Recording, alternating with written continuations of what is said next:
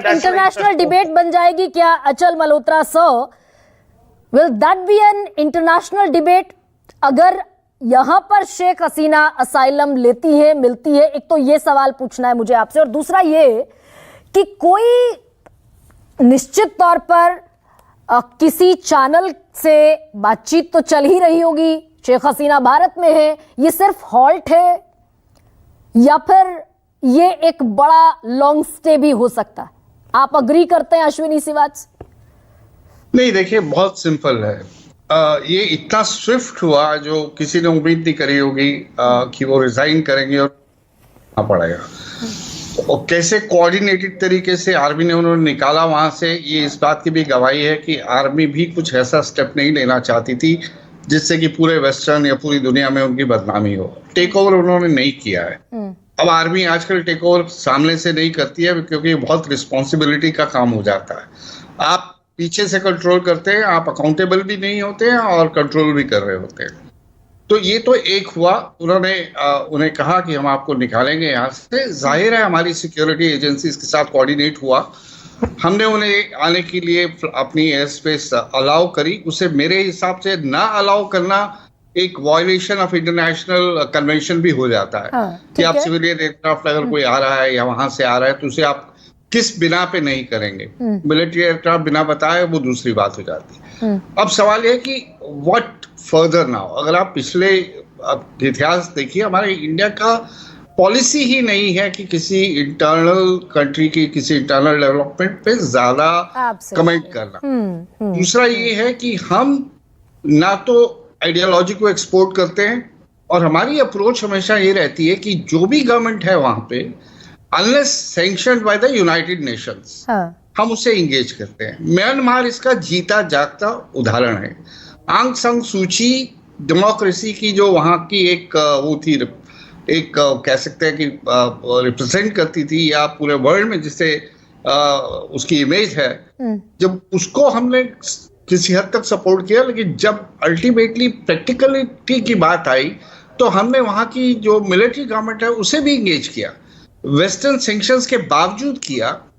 और धीरे धीरे over a period of time सबने ये रियलाइज किया, ये माना कि कंस्ट्रक्टिव एंगेजमेंट की जो पॉलिसी थी हमारी, इररिस्पेक्टिव ऑफ कि कौन है वहां पावर में, with the government of the day, that's the right approach. तो सर ये प्रूव होता दिखेगा क्या आने वाले कुछ घंटों में? एक पॉइंट हाँ सर, प्लीज करिए। बांग्लादेश इज टू इम्पोर्टेंट कि हम उसे अबंडन कर दें। हम ये सोच के कि अरे शेख हसीना चली गई अब हमारा क्या होगा, ऐसा नहीं होता। आने वाली सरकार भी ये देखेगी क्या भारत की इम्पोर्टेंस है या नहीं है। अफगानिस्तान में भी देखिए हमने इतना बड़ा इन्वेस्टमेंट किया, तालिबान के साथ वहां पे भी हम किसी ना किसी चैनल से कैसे ना कैसे इंगेज कर रहे हैं। तो हम अपनी सिक्योरिटी, अपनी इन्वेस्टमेंट्स, हमारा इकोनॉमिक इंटरेस्ट, हमारे स्ट्रैटेजिक इंटरेस्ट सबको देखते हुए हम बीएनपी को भी इंगेज करेंगे, जमात इस्लामी को भी करेंगे। हो सकता है हमारे जो रिश्ते हैं वो उतने कंफर्टेबल नहीं हो जितने हमारे अवामी। तो सर जो मैं समझ पा रही हूँ, अगर शेख हसीना यहाँ पर सिर्फ हॉल्ट के लिए नहीं रुकी है, अगर यहाँ पर उन्हें एक स्टे मिलता है, लॉन्ग स्टे, राजनीतिक शरण मिलती है, तो क्या ये एक इंटरनेशनल डिबेट भी शुरू हो जाएगी? क्या भारत अपनी पिछली नीतियों से मुख्तलिफ एक पार्टी बनता हुआ दिखेगा? क्या ये भी खतरा होगा क्या? हाँ, ये इशू तो बनेगा। हालांकि ऐसा नहीं है, हमने दलाई लामा को भी यहाँ पॉलिटिकल असाइलम दे रखा है एक किस्म से एज अ गेस्ट। हम कहें कुछ भी उसको, इंटरिम सरकार भी उन्होंने बना रखी है। इवन म्यांमार की जो एक डेमोक्रेसी थी उसके भी रिप्रेजेंटेटिव जो सो कॉल्ड इंटरिम गवर्नमेंट थे वो यहाँ से ऑपरेट करते थे। तो बट सवाल यह है कि कॉस्ट बेनिफिट एनालिसिस अगर आप करेंगी तो मुझे नहीं लगता कि उसको लॉन्ग टर्म पॉलिटिकल असाइलम देने में भारत को फायदा होगा। उससे एंटी इंडिया सेंटीमेंट और भी स्ट्रेंथन होगा, और जो इंडिया के एडवर्सरीज हैं, जो इंडिया के एंटी इंडिया फोर्सेस वहां काम कर रही हैं, हम उनको प्लेटर पे रख के एक एक्सक्यूज देंगे कि इंडिया के अगेंस्ट जो सेंटिमेंट्स है उसको और भी मजबूत करेंगे। लेकिन मेरी रीडिंग तो यही है। शायद अब कौन रिप्रेजेंटेटिव गया या नहीं गया मुझे मालूम नहीं, चीफ ऑफ प्रोटोकॉल मिलने गए या नहीं मिलने गए, विदेश मंत्री ने उन्हें पीएम को ब्रीफ किया है, हो सकता है इनफॉर्मली कोई मैसेज दे उनको, जो भी जाए हमारी सरकार की तरफ से, और बोले कि अब जो भी उन्हें सिंपैथाइज करना करे और बताए कि बेस्ट इंटरेस्ट सबके लिए क्या है। और मेरे ख्याल से वो भी लंदन में ज्यादा कंफर्टेबल महसूस करेगी। बाद में हालात देखेंगे।